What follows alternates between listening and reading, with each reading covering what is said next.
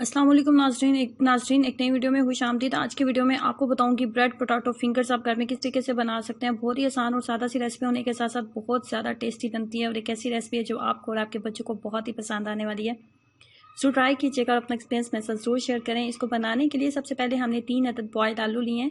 3 अदद बॉयल्ड आलू लेने के बाद आपने सबसे पहले इसको अच्छे से मैश कर लेना है। मैश करने के बाद नंबर 2 पे 3 से 4 अदद ब्रेड लेंगे और सिंपल उसको ग्राइंड करेंगे। 3 से 4 अदद दरमियाने साइज़ के ब्रेड के स्लाइस लेंगे और उसको अच्छे से ग्राइंड करने के बाद इसके अंदर ऐड कर देंगे। उसके बाद इसके अंदर ऐड करेंगे प्याज। एक छोटे साइज़ का प्याज लेंगे और बहुत बारीक कट करके ऐड करेंगे। उसके बाद 3 से 4 सब्ज़ मिर्चें लेंगे और उसको भी बारीक कट करके डाल देंगे। उसके बाद थोड़ा सा सब्ज़ धनिया डालेंगे। उसके बाद 1 टीस्पून इसके अंदर नमक डालेंगे, 1 टीस्पून लाल मिर्च और 1 टीस्पून ही इसके अंदर काली मिर्च ऐड करेंगे। उसके बाद 1 टेबलस्पून फुल भर के आपने कॉर्नफ्लोर का इसके अंदर ऐड करना है। हाथ की मदद से अच्छे से इसको मिक्सअप कर लेंगे कि तमाम मसाले इसके अंदर अच्छे से मिक्सअप हो जाएं और ये एक डो की फॉर्म में हमारे पास आ जाए कुछ इस तरह। अब हमें चाहिए एक पेपर बटर चाहिए। पेपर बटर लेंगे। पेपर बटर के साथ ये नीचे चिपक रहा था तो मैंने इसके ऊपर थोड़ा सा कॉर्नफ्लोर ऐड कर लिया था ताकि ये नीचे चिपके ना। आप इसके ऊपर एक मज़ीद बटर पेपर रखेंगे और बेलन की मदद से इसको अच्छे से प्रेस कर लेंगे और एक रेक्टेंगल फॉर्म में इसको बना लेंगे। चौकोर फॉर्म में हमने इसको बनाना है। रेक्टेंगल शेप में हम इसको बना लेंगे।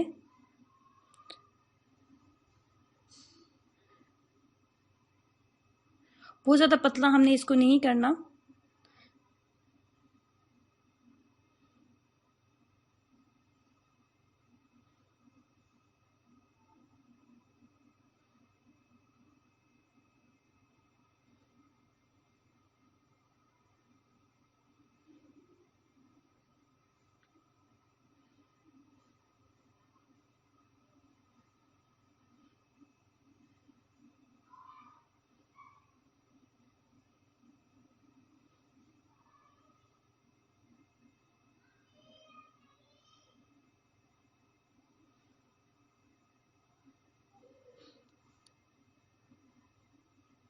सेकंड स्टेप की तरफ चलते हैं और हमें चाहिए इसमें कुकिंग ऑयल या घी का इस्तेमाल कर लें। जब वो मुनासिब हद तक गर्म हो गया तो इसके अंदर आपने ब्रेड पोटैटो फिंगर्स इसके अंदर ऐड करते जाने हैं। ब्रेड पोटैटो फिंगर्स जो है वो ऑलरेडी इसमें तमाम चीज़ें कुक हैं, इसमें कुछ भी ऐसा नहीं है जो हमें कुक करना पड़ेगा।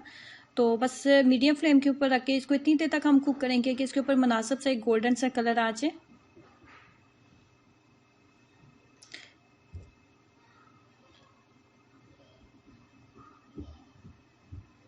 जैसे इसके ऊपर एक मुनासिब सा गोल्डन कलर आ जाएगा तो हम इसको उतार लेंगे। आप इसको बना के भी रख सकते हैं। आप इसको रमज़ान में आप इसको बना के आप इसको फ्रीज़ कर सकते हैं। मतलब आप इसको फ्राई ना करें और आप इसको बना के जैसे मैंने डो बनाई थी उस डो को आप बना के रख सकते हैं। और फ्राई करने से पहले आप इसको रेक्टेंगल फॉर्म में देखिए इस तरीके से आप इसके पीसेस बना के तो आप इसको फ्राई कर सकते हैं। और एक ऐसी रेसिपी है जिसको आप एक दफ़ा ट्राई करेंगे तो आप इसको बार बार बनाएंगे। ये खाने में बहुत ज़्यादा टेस्टी बनती है। बहुत ही मज़ेदार टी टाइम स्नैक रेसिपी कह सकते हैं, अफ्तार रेसिपी आप इसको कह सकते हैं। सो ट्राई कीजिएगा और अपना एक्सपीरियंस जरूर शेयर करें। वीडियो को लाइक करना और चैनल को सब्सक्राइब करना मत भूलें। अल्लाह हाफिज़।